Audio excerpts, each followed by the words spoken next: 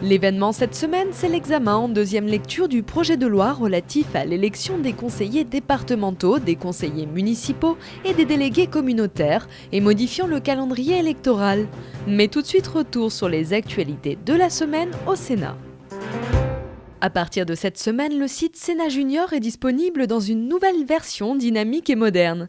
À destination des plus jeunes, ce site propose de nombreux jeux, des vidéos et des animations pour permettre aux enfants d'acquérir les bases de l'instruction civique et institutionnelle de façon ludique.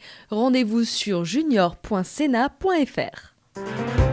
Mardi 12 mars, les sénateurs ont examiné le projet de loi ratifiant l'ordonnance relative au système d'échange de quotas d'émissions de gaz à effet de serre. Cette ordonnance permet d'inscrire dans le droit français les dispositions prévues par l'Union européenne en termes d'échange de quotas de gaz à effet de serre pour la période 2013 à 2020. Depuis mercredi 13 mars, les sénateurs examinent en deuxième lecture le projet de loi modifié par l'Assemblée nationale relatif à l'élection des conseillers départementaux, des conseillers municipaux et des délégués communautaires et modifiant le calendrier électoral. Ce texte avait été rejeté par le Sénat le 18 janvier en première lecture. Mercredi 13 mars, la Commission des Affaires étrangères, de la Défense et des Forces armées du Sénat a organisé une conférence de presse sur le thème du budget de la défense. Alors que le gouvernement n'exclut pas la baisse de l'effort en faveur de la défense à 1,1% du produit intérieur brut, la Commission a souhaité donner un signal fort de sa volonté de maintenir un effort minimal de défense à hauteur de 1,5% du PIB, soit environ 30 milliards par an.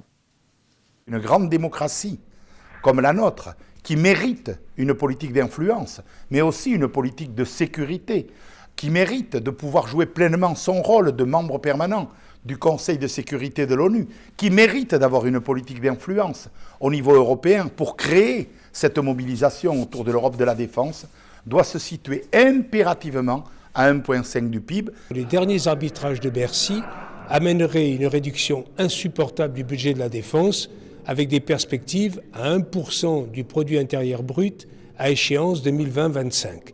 Il est évident qu'à ce niveau-là, la France ne jouerait plus le rôle qui est le sien aujourd'hui. Elle aurait un décrochage réel par rapport à la réalité du monde, à ses ambitions et au rôle naturel qu'elle joue au niveau international. Nous avons une armée de grande qualité. L'intervention au Mali vient de le montrer. Chacun en est conscient. On ne peut pas descendre en dessous de ce pourcentage. Et je crois qu'au moment où le président de la République va rendre ses arbitrages, il faut que les parlementaires le signifient. Richard Yung, accompagné du président de la Commission des finances, Philippe Marini, a présenté à la presse son rapport sur le projet de loi de séparation et de régulation des activités bancaires. Les sénateurs ont présenté les évolutions du texte en insistant en particulier sur les mesures de lutte contre les dérives financières et pour la transparence. Le texte sera examiné en séance publique à partir du 20 mars prochain. C'est une loi de réforme structurelle importante pour les banques, puisque d'un côté, il y aura une séparation des activités spéculatives et de l'autre, la mise en place d'un système dit de résolution, c'est-à-dire de traitement des banques en situation difficile, voire plus grave, en situation de faillite. Et donc c'est la première fois que la France se dote de l'ensemble de ces instruments.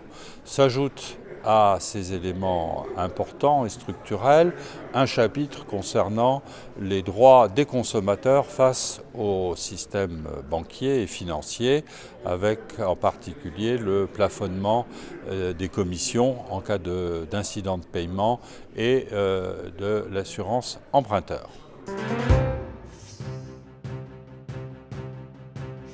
Lundi 18 mars, examen du projet de loi portant prorogation du mandat des membres de l'Assemblée des Français de l'étranger et projet de loi relatif à la représentation des Français établis hors de France.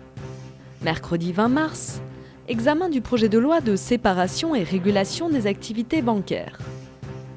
Jeudi 21 mars, présentation du rapport de Madame Catherine Morin-Desailly sur la gouvernance européenne du numérique.